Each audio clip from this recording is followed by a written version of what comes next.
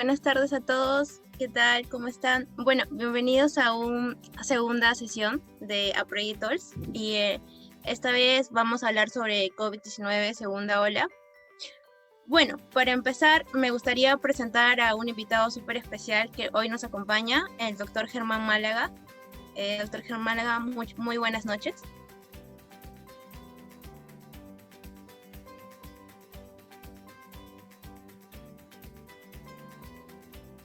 Buenas noches, gracias por la invitación.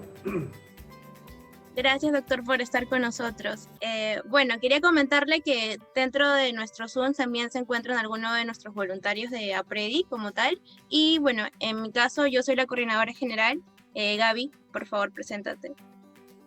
Hola, buenas noches con todos. Buenas noches, doctor. Mi nombre es Gabriela Alcántara y también soy coordinadora y miembro de APREDI. Y esta noche tenemos el gusto de conversar con usted. Yo tengo el gusto de conversar con ustedes. Muchas gracias, doctor. Doctor, bueno, entonces, para empezar, nos gustaría que nos dijera un poco sobre el contexto que estamos viviendo, una pequeña introducción de todo lo que está pasando últimamente y justamente ahora que pues acaban de nuevo de poner la cuarentena. Entonces, nos gustaría saber un poco sobre eso. Bueno, como saben pues ustedes, la primera ola fue una ola muy larga, ¿no? Que empezó más o menos en el mes de abril y que realmente no bajó en varios meses, y realmente se podría decir que bajó en octubre. Además tuvo una característica peculiar que se fue encendiendo en varias zonas. Primero fue en Quito, después empezó en Chiclayo, Trujillo, Piura, después fue en Arequipa, después fue en Cusco, Puno. Entonces fue como, Lima venía durante todo el tiempo en la ola y se fueron sumando regionalmente. Se prendía en un sitio, pagaba otro y así sucesivamente. Y entonces para muchos, y hubo muchos analistas y muchos epidemiólogos que pensaron que no iba a haber una segunda ola, porque ya teníamos un número suficiente de infectados. Sin embargo, en el mes de noviembre, cuando se hizo a través del Ministerio y INS y algunas otras instituciones, hicieron una gran encuesta en Lima y encontraron que el 35% de la población en Lima había estado infectada. Entonces había gente, y yo me declaro entre ellos, decíamos, pensando, oye, pero este dato suena poco para todo lo que hemos vivido y pasado. Entonces por ahí se decía, oye, no, pues de repente los que se infectaron al principio, en abril, mayo, ahora en octubre, noviembre, ya son negativos en sus indicadores, y de repente el valor es un poco mayor.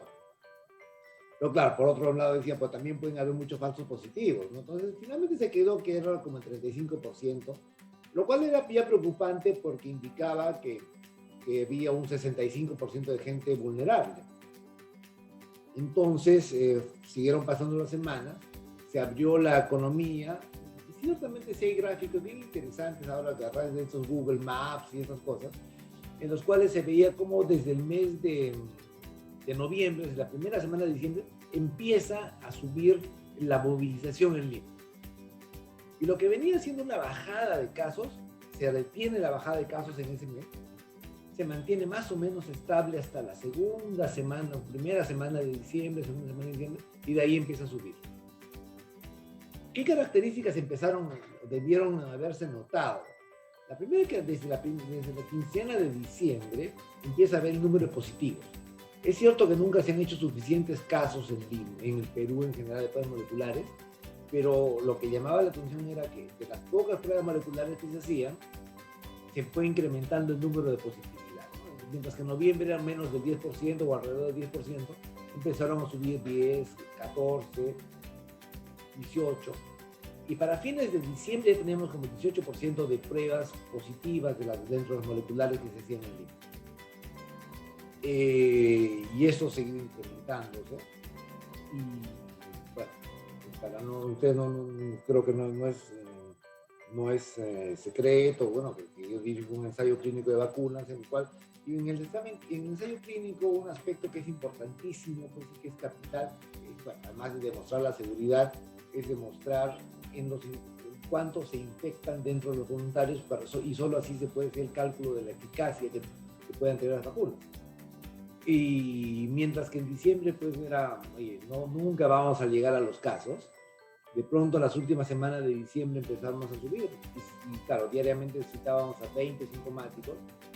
La primera quincena de diciembre era 0 positivos, fue subiendo poquito a poquito, y resulta que ahora citamos a 30 o 40 y tenemos 11 positivos, o sea que el 25% de los sintomáticos es positivo, y eso se correlaciona muy bien con los reportes. Los reportes que da el MINSA, entre 20 y 30% de los reportes diarios son positivos. ¿Cuál es la traducción de esto? Que el virus está por todo lado, ¿no? Que hay una diseminación del virus en la sociedad, y a pesar de que nunca hemos hecho suficientes pruebas moleculares, tenemos con que la positividad de las pruebas moleculares es altísima. Lo que traduce es eso. Traduce que tenemos el virus por todo lado, y claro, y poco a poco esto fue incrementándose, y bueno, y en el hospital yo dirijo el hospital modular, que tiene 62 camas, y en noviembre teníamos un promedio de 8 o 10 camas libres todo el tiempo, lo cual nos daba mucha tranquilidad porque podíamos manejar, habían camas en las UCIs nunca estuvieron vacías, ¿no? Y ahí permítame un paréntesis de qué es lo que ha pasado en el Perú. Lo que ha pasado en el Perú es de que normalmente la relación de cama de hospitalización versus cama UCI tendría que ser 1:3. Es decir, por cada cama de UCI hay 3 camas de hospitalización. En el momento más complicado de la pandemia, en Cayetano teníamos casi 400 camas de hospitalización en COVID. Claro, eso equivaldría a que deberíamos haber tenido más de 100 camas de UCI, pero nunca tuvimos 100 camas de UCI. O sea, lo más que hemos llegado ha sido 60, 70 camas de UCI, lo cual es una relación de casi 6 o 7 por cada uno. Entonces, si tenían que ser 3:1, entonces habían 6 o 7, entonces habían 3 o 4 pacientes que necesitando UCI se quedaban sin la UCI.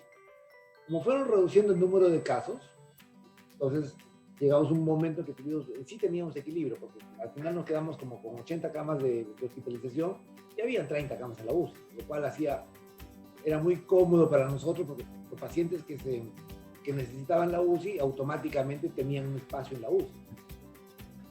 Esta relación se volvió a romper en diciembre.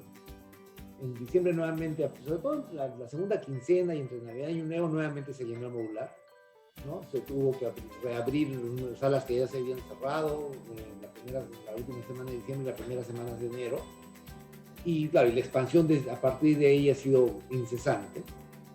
Otro aspecto que es importante para la toma de decisiones que han habido, que nos vamos a encerrar en 2 días más, es que el número de muertes se ha duplicado en 10 días, ¿no? Mientras el número de muertes estaba entre 80, 90 en todo diciembre, hasta la primera semana de enero, el número de muertes reportado el fin de semana ya superaba los 200. O sea, ha habido más de y hemos llegado a picos de 230 como en las peores épocas de la pandemia.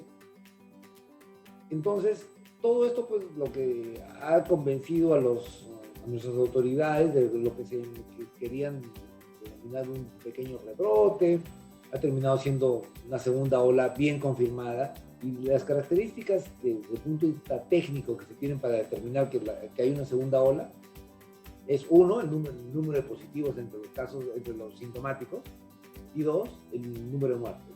Entonces, con eso ha sido inobjetable que se tienen que tomar medidas, y se tienen que tomar medidas porque ya tenemos números históricos de camas UCI, ya tenemos más de 1.800. Durante la primera ola nunca se llegaron, creo que el máximo fue 1.630. Ahorita, en 28 de enero, tenemos como un poco más de 1.800 camas, o sea, ya hemos superado el número de camas UCI que teníamos en la primera ola, y el número de casos sigue. Entonces, y tenemos más casos, proporcionalmente tenemos más casos graves que la primera ola. Entonces, ¿y qué características tiene esta segunda ola que ya ha sido determinada en base a estas características? La primera es que ha cambiado la fisonomía de las personas, ¿no? Antes veíamos claramente, predominaban los hombres sobre las mujeres, la relación era 3:4:1, ahora casi están emparejados, 6:4, ¿no? Una cosa así. Segundo, hay más gente joven, ¿no? ¿no? Antes, claro, nos sorprendió, oye, este pata tiene menos de 40 años, hay que darle todo el soporte porque no es joven todavía. No, ahora veo gente de 28, 30, 32, ¿no? Ya en ventilación mecánica, en mal estado. No había, en toda la ola anterior habíamos tenido una mujer gestante. Ahora ya hemos, en lo que va de este mes, hemos tenido puérperas, gestantes, ¿no? Afortunadamente sin desenlaces desfavorables. Entonces, uno que ha cambiado la fisonomía. La relación hombre-mujer ha cambiado, ahora hay más mujeres, no es que haya más mujeres de hombres, pero proporcionalmente hay más mujeres que en la primera ola, la gente más joven. Y estamos viendo mujeres en edad fértil también. La otra característica que tiene, que debe tener que ver con esta contagiosidad que se ha hablado, tanto de las cepas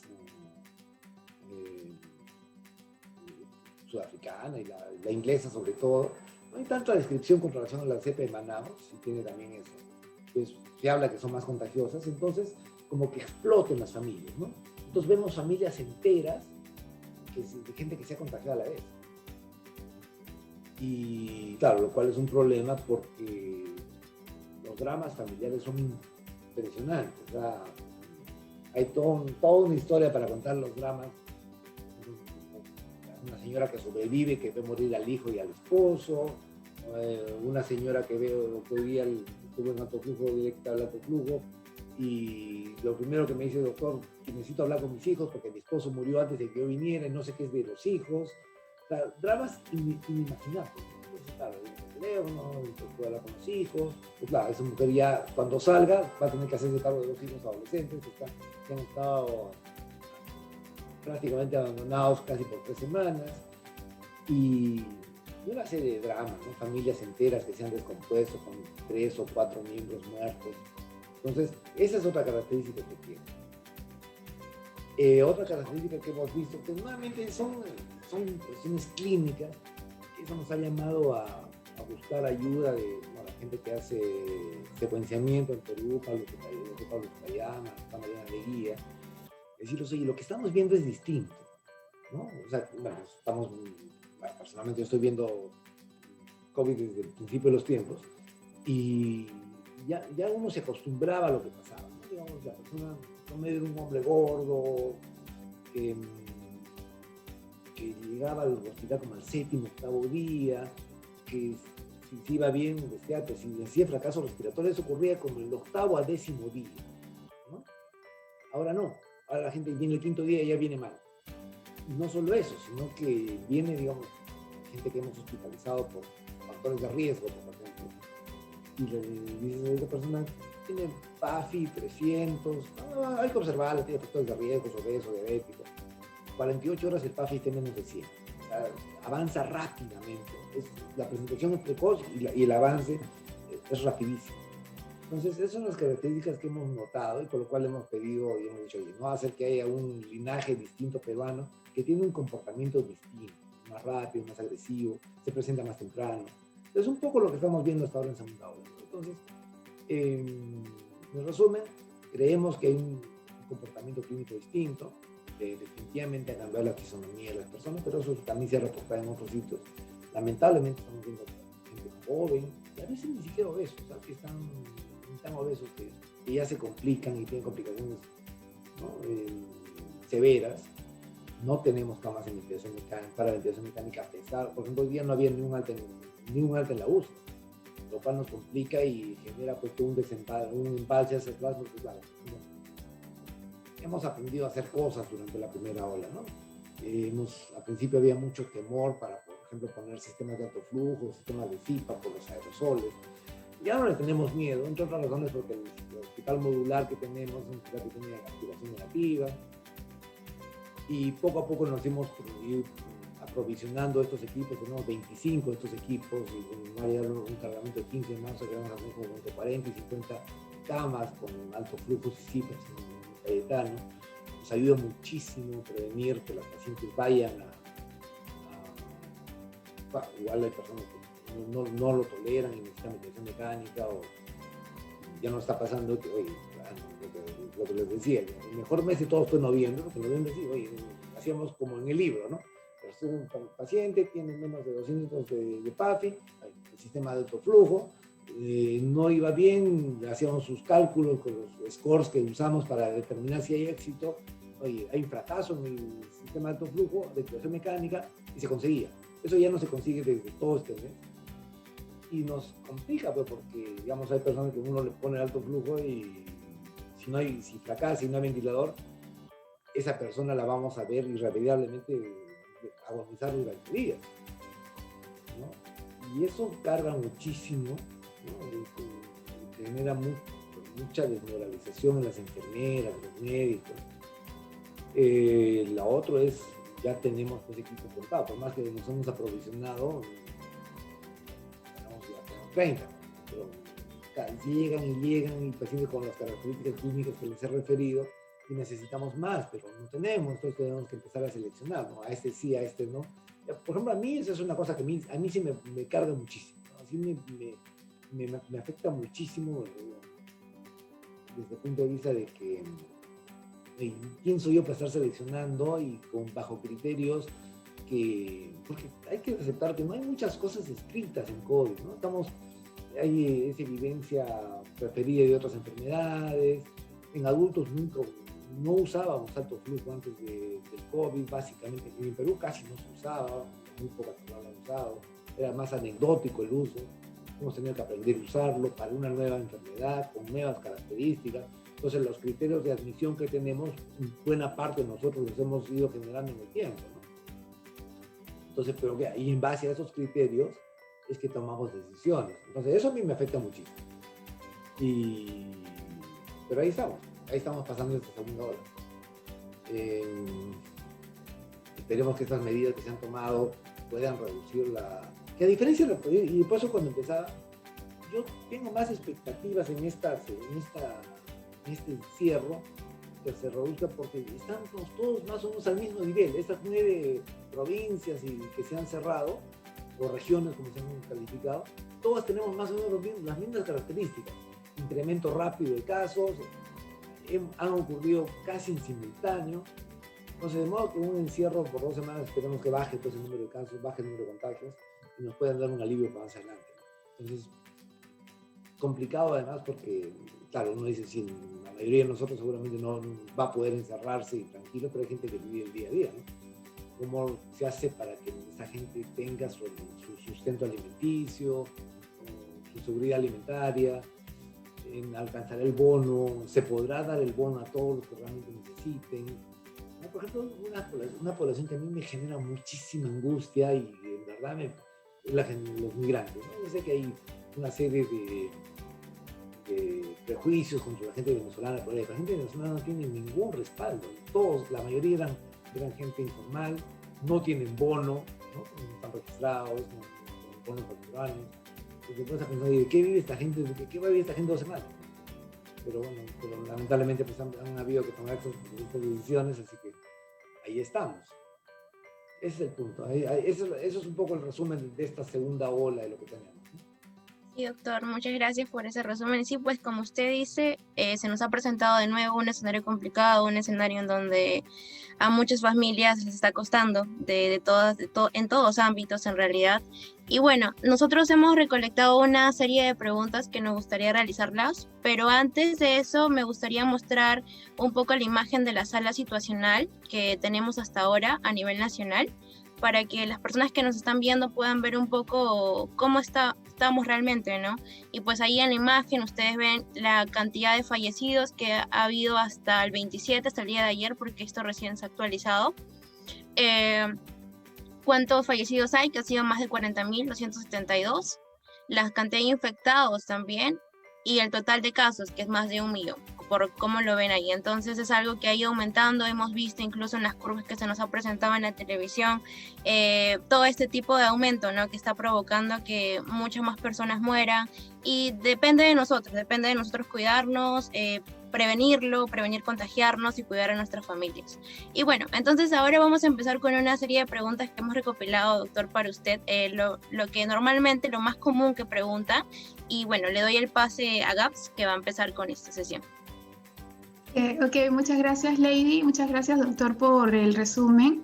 de nuestra situación actual. Y bueno, como dijo Lady, vamos a pasar con las preguntas.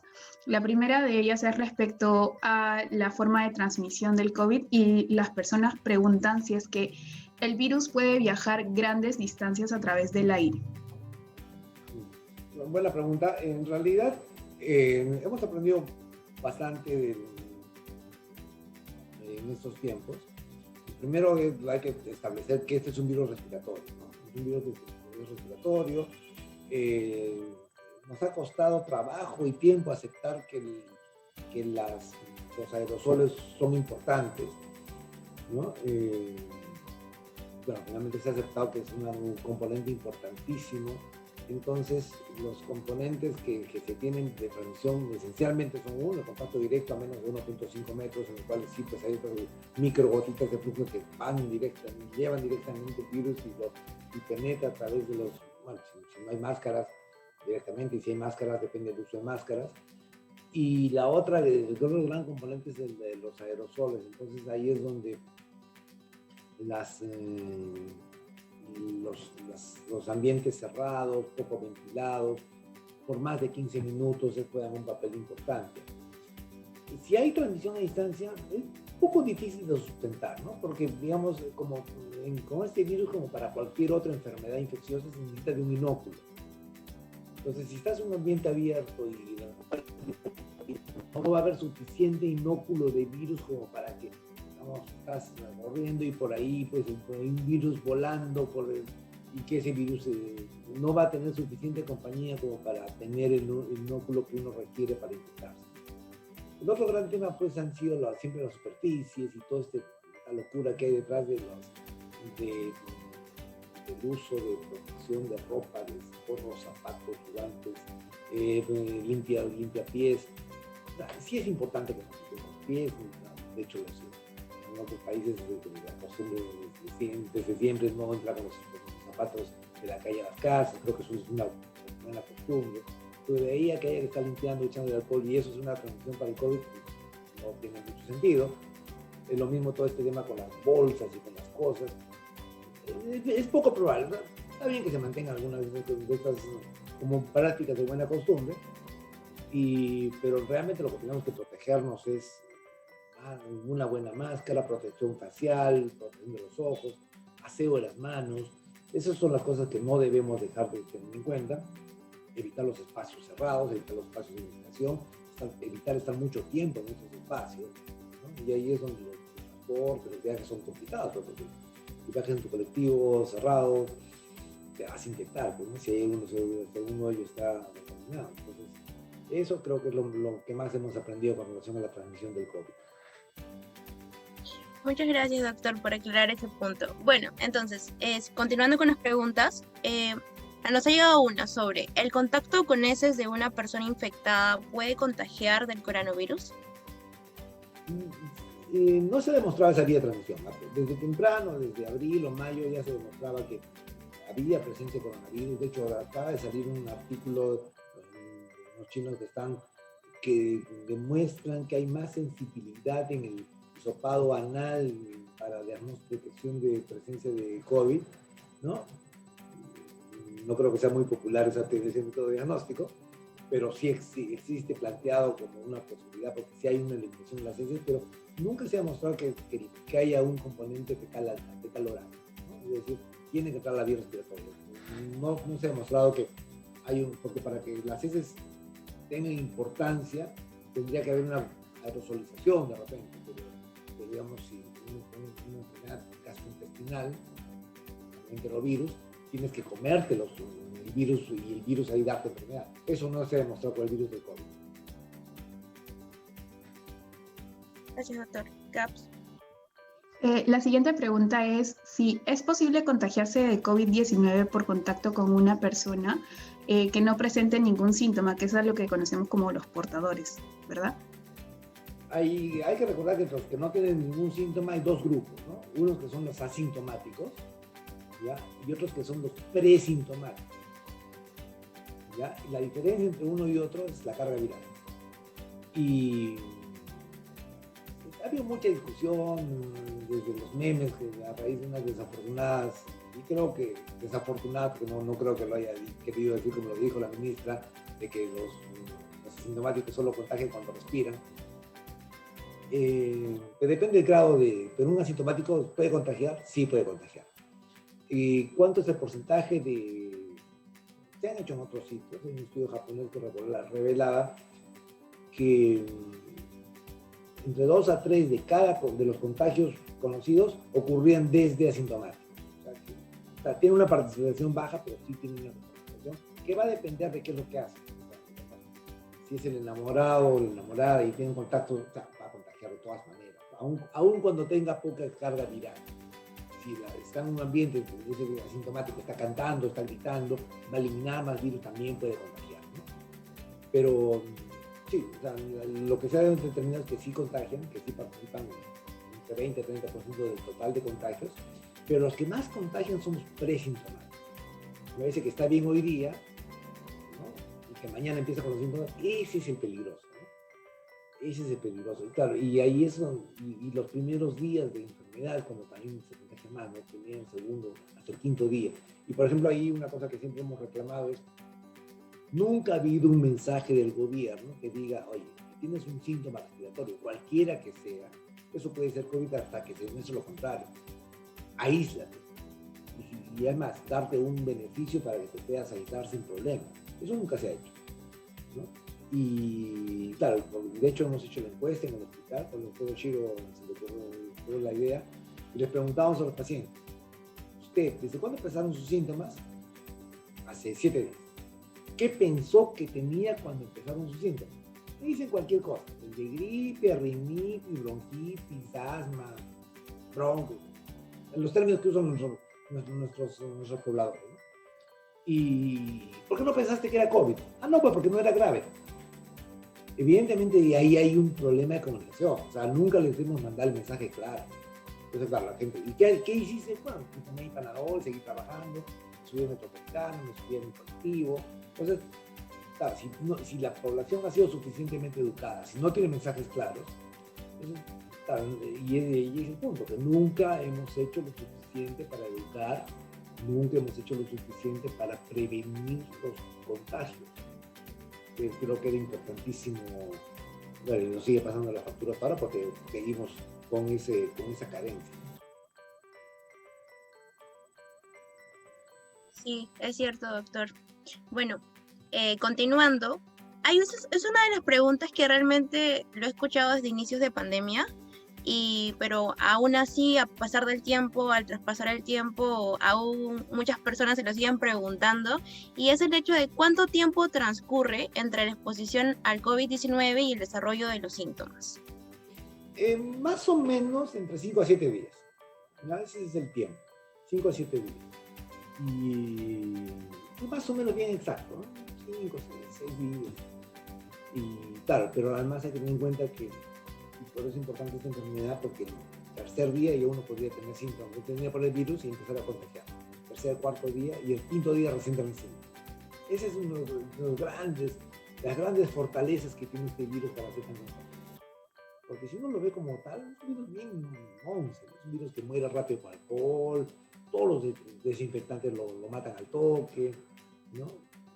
Pero tiene esa característica, porque los presintomáticos contagian mucho. Pero el tiempo, 5 a 7 días, es el promedio, lo que más vemos.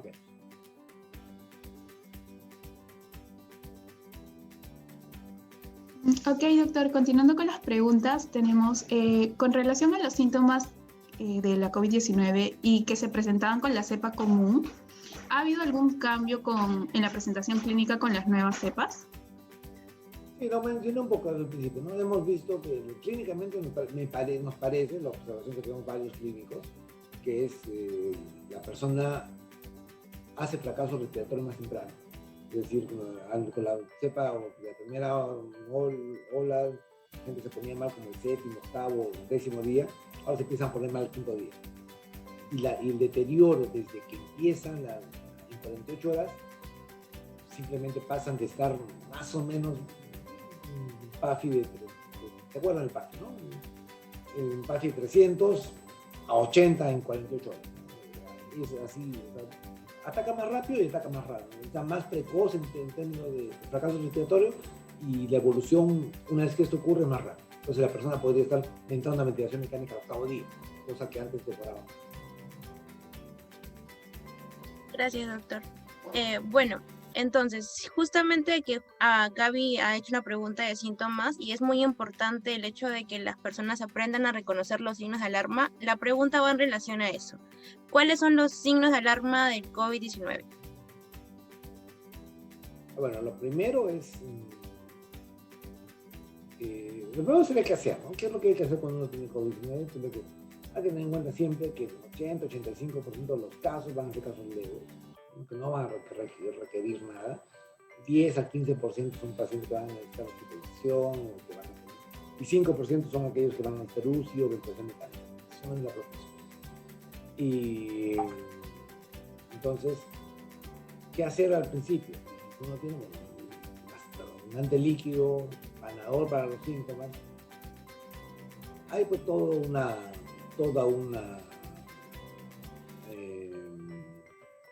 discusión que en verdad ahí yo sí considero que los médicos en general no hemos actuado bien, porque primero que no hemos seguido la evidencia, ¿no? Yo creo que a ustedes los machacamos con la evidencia, y nosotros no hemos seguido la evidencia, ¿no? Segundo, que es el cuerpo de la evidencia en este momento con relación a medicamentos que puedan cambiar el curso de la enfermedad. No hay nada. Hay algunos estudios que sugieren que la ivermectina podría tener alguna participación, algún rol. De hecho, creo que el estudio más completo es un metaanálisis de un doctor Hill que está dando vueltas por ahí, que sí muestra tendencias importantes. Sin embargo, la calidad de los estudios que se ponen en ese metaanálisis es malísima. Y el doctor, a pesar de su gráfico, por los gráficos de metaanálisis que sugieren que hay beneficios, él mismo concluye, pero con esto no se pueden hacer conclusiones. Hay dos estudios recientes que no están en ese metaanálisis. Uno es el estudio de Bangladesh. Curioso, porque la gente de los defensores de la ivermectina decía, ya sale el estudio de Bangladesh, ya sale el estudio de Bangladesh. El estudio de Bangladesh fue negativo. Se olvidaron del estudio de Bangladesh. Y después sale el estudio de Carlos Chacurro, es un español que es experto en ivermectina. Pero claro, el tema con ese ensayo clínico es un ensayo clínico bien chiquito.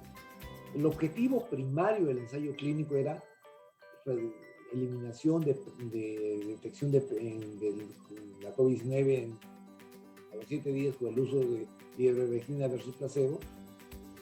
Y ese resultado es negativo. O sea, es decir, no hay diferencia entre ivermectina versus placebo. Sí encuentro diferencia en que la gente que usa ivermectina recupera más rápido el gusto y más rápido el olfato. ¿Qué significado tiene eso? No sabemos, ¿no? Porque al final lo que queremos es que la gente se muera menos, ¿no? Si recupera el olfato antes o después, no se puede saber. Un poquito de reducción de carga viral daña la significancia, y la gente que usó ivermectina tiene menos anticuerpos, lo cual no sé si es positivo o negativo, ¿no? Porque si eso, yo quiero que la gente después de la infección tenga anticuerpos. Entonces, podría ser que haya algún efecto, podría ser, no está demostrado, tampoco se ha demostrado que no sirva.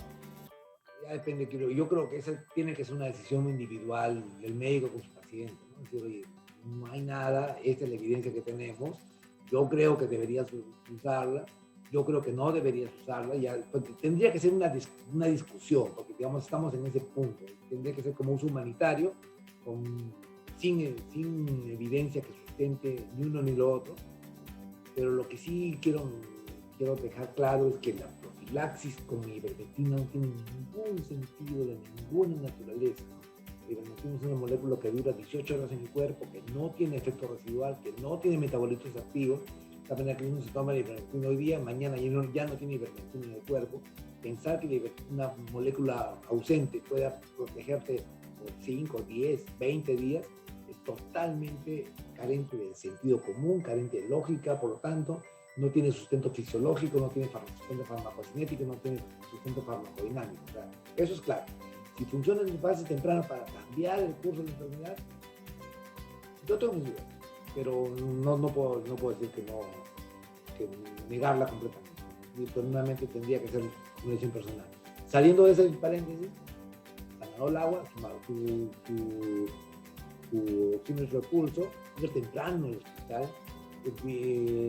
Hemos publicado ya un estudio en la revista Plus One del grupo de Cayetano Heredia. Ese estudio fue liderado por el doctor Fernando Mejía, en el cual demostramos claramente que la saturación de oxígeno al llegar al hospital es lo que más predice sobrevida, más que si es diabético, más que si es obeso, más que cualquier comorbilidad. El oxígeno al llegar al hospital es lo que entonces quiere fuertemente, porque el oxígeno temprano es lo que más tiene la capacidad de cambiar el curso de la enfermedad y por lo tanto reducir mortalidad. Y eso, agua, Panadol, si quieren o si consideran tendría que ser temprano para que tengan un rol, no antibióticos, no corticoides y oxígeno temprano. Eso creo que sería el mensaje para qué hacer con la operación de COVID. Muchas gracias, doctor, por esa explicación. Pasando con las preguntas que nos han mandado, tenemos la siguiente. ¿En qué se diferencian las pruebas de antígeno de las pruebas moleculares y cuál es el momento adecuado para realizarse una? En realidad la prueba es la misma, en el sentido de que se usan al mismo tiempo, no sirve para lo mismo, o sea, para detección de presencia de material genético en la vía respiratoria. O sea, el tiempo, ¿cuánto tiempo dura? Más o menos es positivo la PCR, más o menos 10 días. Los primeros 10 días de enfermedad, 8 días. En los casos muy graves puede durar hasta 20, no más. La carga viral es mayor en los primeros días, va decreciendo conforme pasan los días. La prueba antigénica tiene básicamente el mismo comportamiento. Solo que, claro, uno evalúa toda la carga viral y el otro, digamos, lo que evalúa son proteínas del virus que están presentes y eso es lo que se determina en la prueba antigénica. Los resultados son bastante buenos. La doctora Patti García ha hecho su validación con mucho éxito. Nosotros usamos pruebas de antígenos con PCR en los sospechosos en el estudio de vacunas y nuestra correlación está por encima del 90%. O sea, que a mí me parece que es una buena prueba que se debería implementar en el Perú. Porque ¿qué es otra cosa que ha faltado en el Perú? En el Perú ha faltado, ya detecto el caso, voy y busco los contagios, a los contactos que están contagiados y los aíslo. Los aíslo para que no sigan contagiando. Y así para el contagio. Entonces, claro, con una prueba rápida no tiene ningún sentido hacer eso. Seguramente han escuchado de Plantaita iba con su prueba rápida y decía, no tienes COVID. La prueba rápida de anticuerpos es positiva al 8º día, cuando ya la persona no tiene ni carga viral. En cambio, esta prueba sí podría detectar tempranamente que la persona tiene virus presente en su vía respiratoria y aislarla. Yo creo que para un país pobre como el Perú, eso debería ser una estrategia interesante justamente para buscar esto, ¿no? Detectar los casos, detectar los contactos, parar los contagios, ¿no? Sí, doctor, muchas gracias por esa aclaración. Y bueno, pasamos a un tema que ahora se ha vuelto muy controversial y nos gustaría que realmente se pudiera aclarar todos los mitos existentes en relación a este tema, que son las vacunas. Bueno, las vacunas, el primer mito que se ha mencionado y que nos han hecho llegar, y también, bueno, es un mito bastante común, es, si he sufrido la enfermedad, ya no necesito vacunarme. Eso no se sabe muy bien. O sea, inicialmente no. O sea, efectivamente lo que se sabe que la demostración que se tiene es que uno se infecta, por lo menos 8 meses después uno tiene una carga sólida de inmunidad, ¿no? Celular, humoral, lo que te defiende. Es lo que se sabe. Entonces, si vas a necesitar, si esto dura 1 año, no lo sabemos. Si dura 2, tampoco lo sabemos. Pero si uno sigue la historia natural de los otros coronavirus, la inmunidad de los otros coronavirus dura 2 o 3 años. O sea, lo mínimo que se pensaría que uno va a tener que necesitar reforzar su sistema inmune, o sea, recargarse con anticuerpos, debería ser digamos, imaginémonos que tenga el mismo comportamiento de sus primos coronavirus, debería ser cada 2 años. Entonces, claro, el tema es que recién tenemos 1 año con esta enfermedad, entonces recién estamos aprendiendo a conocer. Pero yo creería que sí va a tener que haber un refuerzo por lo menos cada 2 años, pero son especulaciones mías, no se sabe. Vamos con otro mito. Otro mito es, ¿las vacunas son más peligrosas que el COVID-19? Eso es un mito absolutamente carente de sentido y totalmente falso.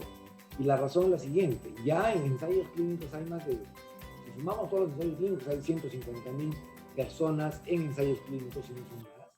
No hay ni una sola muerte atribuible a las vacunas, ni a las de RNA, ni a las de vector viral, ni a las de virus inactivo. Nadie se ha muerto por vacuna. Bueno, ya sabemos cuál es la mortalidad por COVID-19, ¿no? O sea, pero es la verdad, o sea, nadie se ha muerto. En ningún ensayo clínico se ha reportado una sola muerte por vacuna. O sea, que creo que ese mito no tiene ningún sentido. Sí, doctor. Muchas gracias. Bueno, hay otro mito que nos dice, las vacunas se han desarrollado en muy poco tiempo, por lo que no serían efectivas.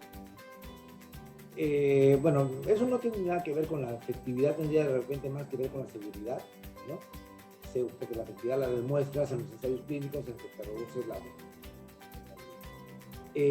¿Por qué se desarrolla tan rápido? Es una buena pregunta, ¿no? La primera es que este virus se parece mucho al SARS, al de la pandemia anterior. De hecho, el tema con la pandemia, bueno, no fue una pandemia, fue una epidemia que no llegó a América Latina prácticamente, ni muy restringida al Asia y algunos casos en Canadá y Estados Unidos. Y este se parece mucho. En esa experiencia ya se dieron cuenta que la clave de atacar a este virus era la espiga, porque esa era la espiga que se unía con el inhibidor que entonces había que atacar eso. Esas vacunas se quedaron, hubo un desarrollo de vacunas que se quedaron trucos porque no hubo más casos. Entonces ya teníamos esa plataforma. Segundo, estamos en 2020, ¿no? 2020, 2021, o sea, tenemos una serie de cosas que hemos aprendido que son maravillosas. La técnica de RNA mensajero ya se usa hace algunos años para atacar en cáncer. La técnica dicho sea paso, es una técnica de muy fácil desarrollo, ¿no? Y a mí me encanta la técnica, lo que hemos logrado como civilización, como humanidad con la RNA mensajero. No pretendo ser pretencioso ni nada, pero yo creo que como especie humana nos pone es como el descubrimiento de la penicilina, como el descubrimiento del agua potable, así de importante va a ser, porque eso te permite, tú seleccionas cuál es el antígeno que tienes, diseñas el anticuerpo, o sea, el RNA para hacer esa proteína. Entonces, y en lo que consiste en eso, o sea, tienes la secuencia de spike, diseñas un RNA que haga que tus ribosomas fabriquen spikes. Tú fabricas spikes, el sistema inmune detecta estas proteínas, yo no las conozco, les hago anticuerpos, y ahí se construye la inmunidad contra el coronavirus, ¿no? Y esa misma plataforma se usa para todo. No me extrañaría, ustedes lo van a ver, seguramente se van a acordar de mí, sí, el doctor Málaga nos dijo, no me sorprendería que en 5 o 10 años todas las vacunas tengan esta misma plataforma. Segundo, tenemos la otra forma de hacer vacunas que también es muy rápida, que es la de usar los virus como transporte, ¿no? Tipo la vacuna de AstraZeneca, que ha sido muy exitosa para el uso de ébola. Entonces también ya tenemos la plataforma y es también fácil de hacer. Tercero, que, claro, si uno dice, imagínense el Perú, ¿no? Por ejemplo, el estudio que nosotros hemos hecho. Si uno quisiera hacer un ensayo clínico en 2019, estoy seguro que no hubiese empezado a hacer un ensayo clínico en menos de 8 meses, 10 meses. Y no exagero. El tiempo que demoran los regulatorios ahora en el Perú, son 3 semanas. En 3 semanas de que presentas tu protocolo ya podría estar arrancando el ensayo clínico. Y eso ha pasado en todo el mundo. Todos los sistemas regulatorios se han ajustado para darle máxima celeridad. Segundo, claro, antiguamente, ¿qué se hacía para una vacuna? Ya, pues hago mi fase 1, tranquilo, sin ningún apremio, me tomo mis 8 meses de comité de ética, implemento mi estudio 1 año, ¿no? Termino los estudios de fase 1, paso a los estudios de fase 2, otra vez el de fase 2, otros 8 meses con ética, más el estudio, después viene el estudio de fase 3. Ya, implemento, vacuno a los voluntarios que quieren y recolecto casos. ¿Cuánto tiempo me podría tomar recolectar casos? Depende. En cambio, ahora, como teníamos las bases, se han ajustado todos los sistemas regulatorios. Se han hecho estudios fase 1 y fase 2 casi en simultáneo en todas las vacunas. Los estudios de fase 3 han permitido, claro, hay mucho interés en la gente por las vacunas, por la pandemia. Y, por ejemplo, nosotros estamos recolectando casos en estos días, 11 casos por día. Claro, nuestro objetivo va a ser alrededor de 200, pero claro, rápidamente nosotros vamos a poder seguramente en unas pocas semanas entregar ya resultados de eficacia, ¿no? Entonces, todo eso ha confluido a que se puedan hacer por los estudios con esa celeridad y con esa entregar. Más bien, creo que en vez de generar dudas, debería ser un motivo de orgullo que como humanos hayamos podido hacer lo que estamos haciendo. O sea, creo que seguramente mucha información, hay quienes pretenden a partir de eso sembrar dudas, pero nuevamente lo que ha pasado es que hay una confluencia de todo esto, ¿no? Ya teníamos las bases, teníamos la tecnología, todos los sistemas regulatorios se han actuado de inmediato. En pandemia la capacidad de recolectar casos ha sido rapidísima, ¿no? Ha sido rapidísima. Y nada, o sea, todo ha confluido para que tengamos la vacuna. Yo creo que no hay razón para tener dudas, ¿no? Y por último, la vacuna de Sinopharm, que la que se ha probado en Cayetano Heredia, una vacuna de un virus inactivo, ¿no? Un virus inactivo, no solo inactivo, sino digerido. La capacidad de ese virus de producir infección es cero. Es un modelo de virus que ya lo conocemos, un virus de la polio. Ustedes no tienen idea de qué es la... Bueno, han leído de polio, pero no han visto a nadie con polio porque es una vacuna súper efectiva. Ya no hay polio en el mundo prácticamente, un virus de este modelo. Y no produce enfermedad. Ese virus, esa vacuna ya viene probada como en 75,000 personas en el mundo. Y hay más de 10 millones de dosis administradas en el mundo, o sea, segura es. No sé, yo creo que por ahí han salido unas declaraciones mías que digo pues, que los antivacunas o son ignorantes o no son traidores a la patria. Es un poco una magnificación de lo que dije, pero por ahí va la cosa, ¿no? Ok, doctor. Y ahora algo con respecto al ensayo de vacunas que se está realizando y del cual usted es parte. Las personas han preguntado con respecto a las noticias que ya han sido aclaradas. Con respecto al ensayo clínico, ¿qué significa que un ensayo clínico sea doble ciego y por qué debería ser así?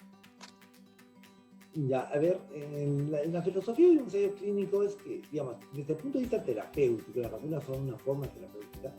La única forma de tener certeza sobre, uno, efectos adversos y dos, sobre eficacia es comparar los productos de investigación contra un placebo. ¿Por qué es importante el placebo? Primero porque hay muchos, cuando uno lee sobre la teoría de placebos y cuando uno ve ensayos clínicos de placebos, cuáles son los efectos que el grupo de placebo reporta, es bien interesante. A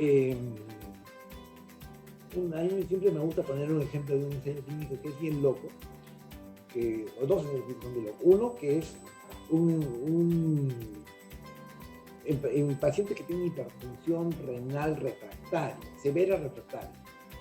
¿Y cuál era la definición de hipertensión arterial severa refractaria? Personas que tuvieran presión más de 180 con 110, a pesar de estar con 3 o más fármacos. O sea, hipertensos de esos mal, ¿no? Entonces diseñaron un aparatito que entraba por la arteria femoral, ¿no? Ascendía hasta la arteria renal y producía una denervación de la arteria renal. ¿Ya?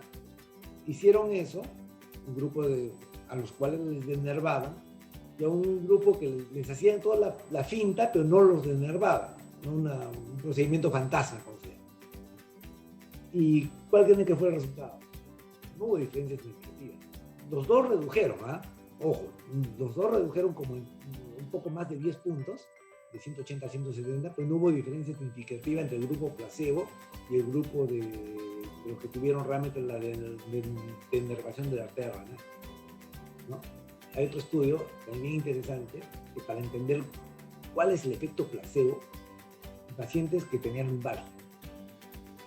3 grupos, un grupo de tratamiento estándar, un grupo con acupuntura y un tercer grupo con acupuntura light. Es decir, te ponían las agujas en sitios que no estaban recomendados. ¿Cuál fue el resultado?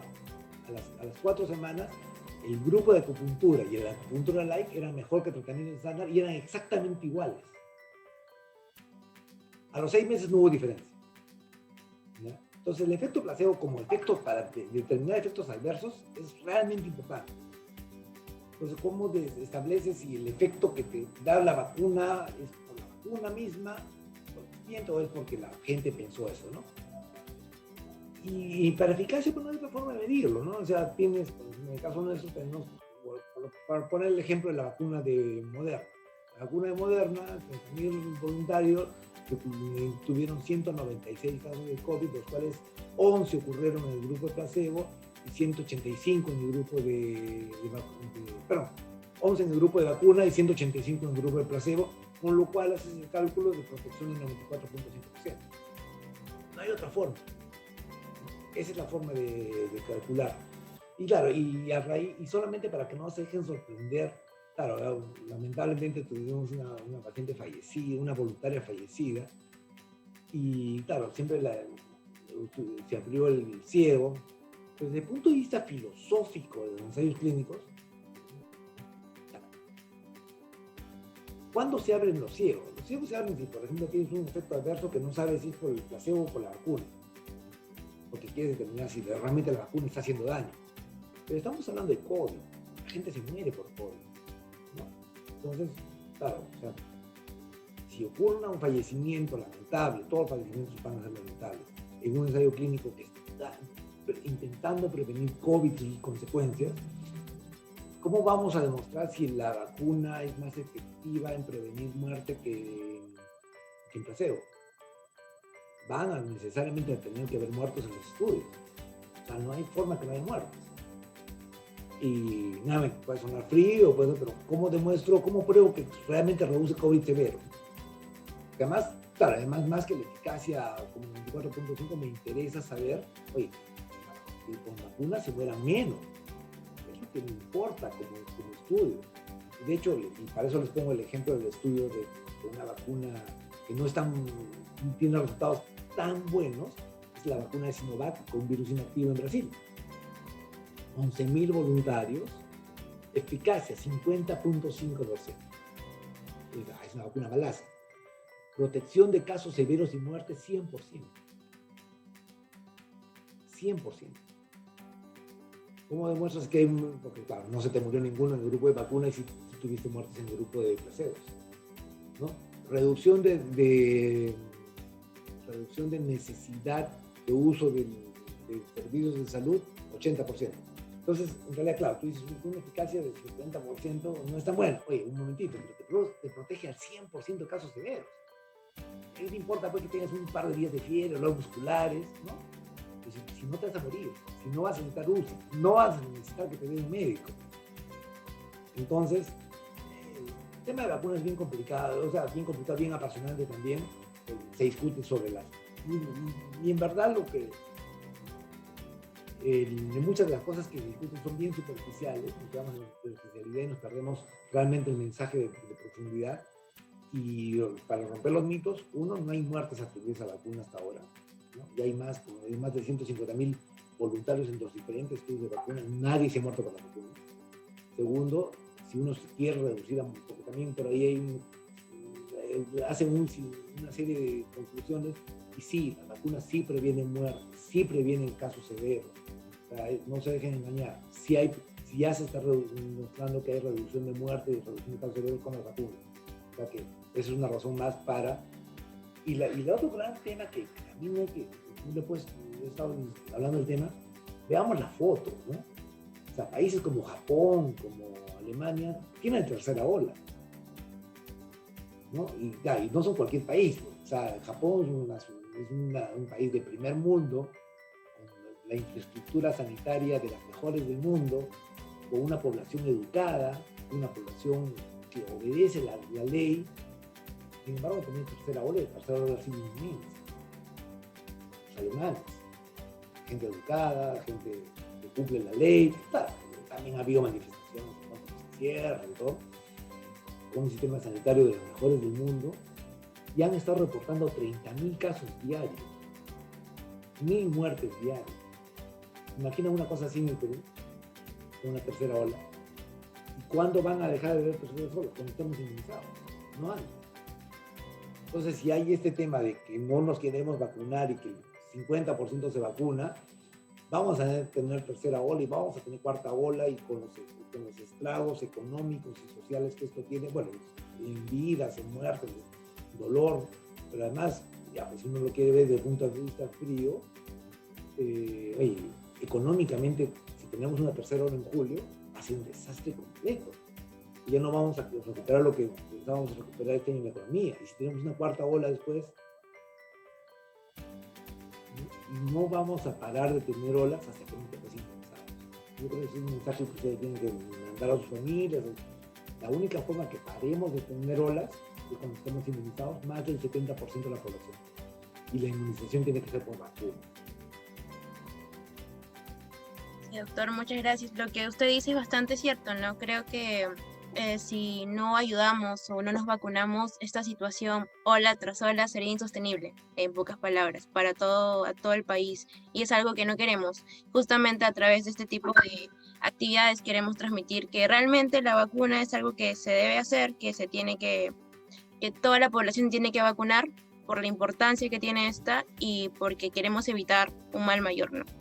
Y bueno, terminando esto de vacunas, creo que ha sido bastante sintetizado con todo lo que nos ha dicho. Muchas gracias por eso. Vamos a recordar un poco sobre la prevención, qué es lo que tienen que hacer la población, cómo se tienen que proteger, y algo que siempre he visto y que hasta ahora sigo viendo a pesar de tanta difusión que ha habido en los medios, es sobre el uso de las mascarillas. Y siempre hay muchas preguntas, hay malos usos. Entonces, con relación a las mascarillas, se recomiendan usar mascarillas para evitar que contagiemos y que nos contagien. Eso queda clarísimo. Ahora, hay varios tipos de mascarillas que se han utilizado, algunas N95, la K, después también está la mascarilla quirúrgica, la mascarilla de tela. Entonces, en sus palabras o en su opinión, ¿cuál usted cree que es la mejor mascarilla para que use la población? ¿Por qué? ¿Y cuánto? Y si esa mascarilla se debe lavar, si esa mascarilla, cuánto tiempo o cada cuánto tiempo se tiene que utilizar. Entonces, nos gustaría que nos ilustre un poco sobre ese tema de la mascarilla, ¿no? Diferenciando los tipos. Y lo primero que hay que tener en cuenta es que el virus es una partícula ultramicroscópica, ¿no? Y que puede perfectamente traspasar la mayoría de superficies, y por lo cual, claro, hay mascarillas que son muy bonitas y no sé cuántos, entonces, pero no necesariamente son las mejores. ¿Qué características tiene que tener una mascarilla ideal? Bueno, primero que tiene que cubrir nariz y boca. Entonces, la mejor mascarilla del mundo, si no está bien puesta, no va a ser bien. Idealmente que tiene que hacer sello, ¿no? Es decir, para eso tiene con sus alambritos en la nariz, para que uno lo ajuste a la nariz y haga un sello al momento de inspirar. Tercero, idealmente tiene que tener una tela que no sea tejido, porque los tejidos siempre van a dar resquicios a huequitos, ¿no? O sea, claro, y un huequito en una tela, pues, para un virus es una ventana completa para una hormiga, ¿no? Así más o menos la proporción. Entonces tiene que ser idealmente con una tela que sea no tejida, y es donde las mascarillas médicas tienen pues una importancia, ¿no? O sea, una KN95 tiene y eso es lo que marca la diferencia, tiene una tela que impide el paso de aerosoles hasta el 95%. Entonces, lo ideal es, bueno, en los últimos días se ha propuesto usar una o dos mascarillas, usar la tela si se quiere, pero usar una máscara quirúrgica debajo, o mejor una KN95. ¿Cuánto tiempo usarla? Se puede usar 3 o 4 veces hasta que se ensucie. Si se pone una máscara encima se va a usar menos. Si se humedece, se degrada. Si se humedece, hay que cambiarla de inmediato. Si está sucia, bueno, medio mal respetuosa, ¿no? Pero se podría seguir usando. Yo diría que 3 o 4 veces una KN95 se puede usar sin ningún problema. Evidentemente, si está en un sitio más expuesto, hay que bueno, no está yendo al hospital, pero no, es cuestión de costumbre, ¿no? Yo me acuerdo al principio, en marzo, cuando tenía que usar máscaras, era horrible, te sudaban la nariz, tenías que, de pronto, no aguantabas la picazón de la nariz y tenías que aislarte para quitarte todo, para rascarte la nariz, era horrible. Ahora estamos con la máscara y además trabajamos todo el tiempo, trabajamos en alto flujo, en estos temas donde hay un montón de aerosoles. Estamos con la máscara 6, 8 horas sin ningún problema, y son máscaras total face, ¿no? O sea, ni siquiera es una mascarita, es una máscara completa. Entonces, es cuestión de costumbre. Pero nuevamente, volviendo a la pregunta, lo ideal es tener una máscara que tenga tela, una tela no... De hecho, eso se ha reconocido en las últimas semanas, que ideal que tenga una mascarilla quirúrgica. La idea es que haga sello, y es preferible que tenga una máscara KN95 que tenga una tela no tejida. Esas serían las características ideales. Pero nuevamente, ninguna máscara sirve si no está bien puesta. Ok, doctor, muchas gracias. Y con respecto al lavado de manos, un recordar para la gente, ¿cuál es el tiempo mínimo? ¿Cuáles son los momentos del lavado de manos? Bueno, desde el punto para la gente en general, bueno, cada vez que toquen algún objeto, o lavarlas o higienizarlas con alcohol, un virus que muere muy rápidamente, ¿no? En el hospital, pues los 5 momentos son antes de tocar al paciente, después de tocar al paciente, cuando uno va a estar en contacto con secreciones, cuando uno va a estar en contacto con el ambiente alrededor con el entorno del paciente, ¿no? Digamos, un poco los 5 momentos que se reportan. Ese es de uso hospitalario. Para el uso, para la gente, para ustedes, en la vida diaria, cada vez que toquen un objeto deberían lavarse las manos, tener su alcohol gel no es necesario que sea lavado cada vez, pero sí, el alcohol funciona perfecto. Y si se van a lavar las manos, que no sea menos de 20 segundos de contacto del detergente, el jabón con la superficie de las manos. Gracias, doctor, gracias por recordar eso. Igual, siempre hay que comentar que en realidad los momentos de lavado de manos, cómo es el correcto lavado de manos, lo pueden encontrar incluso en las páginas del Ministerio de Salud. Ellos han hecho bastante flyer, bastante difusión respecto del tema y bueno, pueden verlo desde ese lado, ¿no? Sé que ha mencionado ya toda la parte de ivermectina, ya habló incluso sobre la parte de antibióticos, pero solamente quiero aclarar un punto que siempre me han preguntado en lo personal y sé que también es algo muy común, que siempre preguntan por los remedios caseros, los remedios de hierba, los remedios de quión. Entonces, muchas personas dicen que estos tipos de remedios naturales sirven como prevención para el COVID-19. ¿Es un mito o una verdad? ¿O qué opina usted sobre este tema? Yo creo que no se ha probado lo suficiente, no se ha investigado lo suficiente. Si quieren usar sus eucaliptos, su quión, úsenlos, pero no dejen de usar su máscara, no dejen de utilizar las manos, no piensen que eso les va a dar una protección y por eso van a ir a su fiesta COVID tomando su eucalipto. No funciona así, o sea, cuídense, no se expongan, el virus está por todos lados y las medidas son las mismas, ¿no? O sea, de repente se pueden usar, no hay investigación al respecto lamentablemente, así que mientras no se prueben, no se confíen de eso, no dejen de usar las otras cosas que sí se ha demostrado que funcionan. Máscara, protección facial, manos, distanciamiento social, evitar los espacios cerrados, ¿no? Eso básicamente.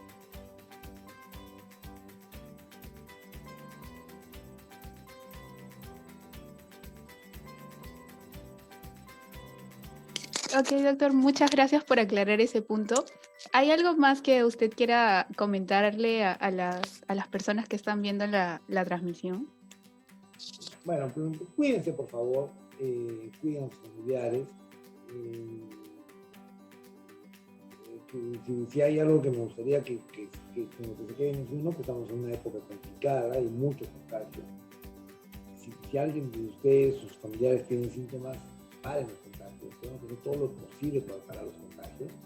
Ustedes tienen que ser elementos de cambio, usen sus redes, contrasten a los antivacunas, rompan los mitos, enfréntense. En verdad, yo sí creo que no, como sociedad, si estas tendencias antivacunas siguen, nos van a poner en serios problemas. Yo no quisiera pensar en una tercera ola, ni menos en una cuarta. Va a ser irremediable si no estamos inmunizados. No creo que las vacunas están corriendo riesgo por, no sé, intereses que no entiendo en realidad. Pero el tema es que hay mucha desinformación, seamos cada uno de nosotros un elemento de contraste de esta desinformación, y sin ser agresivos, sin ser, ¿no? Ponernos en niveles que no corresponden, pero sí con la verdad y con la ciencia, ¿no? Segundo, que más que nunca se ha puesto en evidencia y en relieve que los médicos no somos científicos, ¿no? No somos científicos en la medida que no seguimos los elementos de la ciencia, y eso ha sido clarísimo en esta pandemia.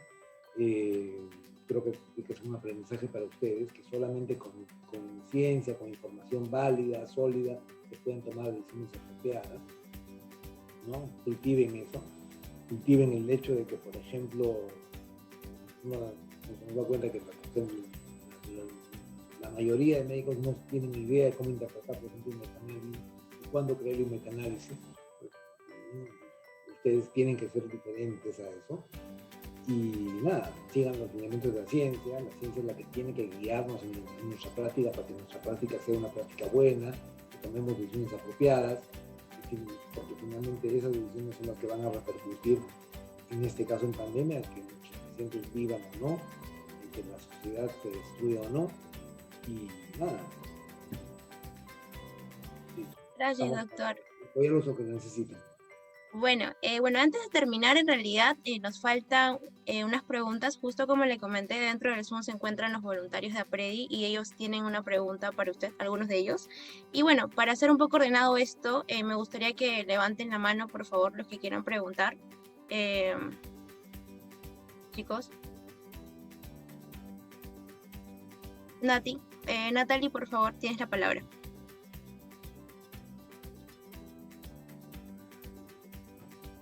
Doctor, ¿qué tal? Buenas noches. Mi pregunta es la siguiente. Desde su punto de vista, ¿cuán eficaz cree que puede ser las nuevas pruebas de detección de COVID por vía anal que proponen científicos chinos? El artículo dice que es bastante sensible, específica, pero creo que es muy complicado de poner en práctica. Creo que está bueno tener referencia, pero no estoy muy seguro que vaya a ser una práctica que podamos implementar en nuestro medio. Pero lo demás del artículo, por lo menos dice que sí, que es sensible y es específica.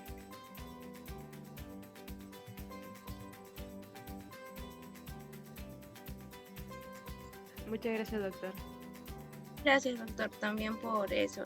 Chicos, ¿alguna otra pregunta? La última de esta sesión. Gina, tienes la palabra. Buenas noches, doctor, ¿qué tal? Yo le quería preguntar si es que... ¿Cómo? O sea, ¿eres tú de chiquita, la de las fotos? Ah, sí, doctor, soy yo con mi papá. Doctor, yo le quería preguntar si es que últimamente se ha estado utilizando acá en el país el plasma del paciente convaleciente como tratamiento, ¿o no? Sí. ¿O está en estudio? Sí, no se está usando, no se ha implementado de uso rutinario. Hay dos ensayos clínicos que están corriendo, uno en el seguro, que no sé cómo irá, y el otro que está, se llama Perú con Plasma, que es un grupo de, básicamente caetanos, ¿no? Está la doctora García, está la doctora Fidela Kraft, que es el titular principal, y que lo están usando. La evidencia que hay con plasma convaleciente no es tan buena como se hubiera pensado al principio. Parece que 4 ensayos clínicos que han sido detenidos por no beneficio. El único ensayo clínico que ha sido beneficioso es un ensayo clínico argentino que ha sido publicado hace 3 semanas en New England, en el cual hay pacientes adultos mayores de alto riesgo como uso temprano. Es el único ensayo clínico positivo. Entonces, el resto de ensayos clínicos han sido detenidos por no beneficio. Entonces, la evidencia que hay en el mundo, básicamente hay un ensayo clínico positivo, hay 3 ensayos clínicos negativos, deben estar por salir ensayos clínicos bien grandes que se han hecho en Estados Unidos, más que ensayos clínicos, estudios observacionales grandes que se han hecho en Estados Unidos, pero la evidencia no es tan firme como se hubiera pensado. Era una terapia prometedora al principio, pero no parece serlo tanto. Es un poco el resumen de lo que hay de plasma, ¿no? de investigación. Ok, doctor, muchas gracias. Bueno, doctor, ya nos hemos extendido del tiempo. En realidad solamente nos queda agradecer por haber aceptado nuestra invitación. Creo que, como le expliqué en un momento, el objetivo de APREDI como tal es llegar a mucha más gente, llegar con información sobre prevención, ahora en este contexto que es súper importante que estén informados. Y bueno, solo me queda decir muchas gracias de nuevo por estar aquí con nosotros, y ya lo dejamos libre para todas las actividades que le restan del día. Muchas gracias, en verdad. No, muchas gracias por la invitación, la verdad, gracias por pensar en mí, y encantado de colaborar y contribuir con lo que pueda con ustedes. Muchas gracias. Muchas gracias, doctor. Hasta luego. Chao. Muchas gracias a todos los que han estado presentes. Muchas gracias, doctor, por aceptar la invitación nuevamente. Y los esperamos para un siguiente episodio de APREDI Talks, y esperamos en algún futuro volver a contar con la presencia del doctor Germán Málaga. Sí, más que encantados. Muchas gracias a todos también. Paramos transmisión. Muchas gracias.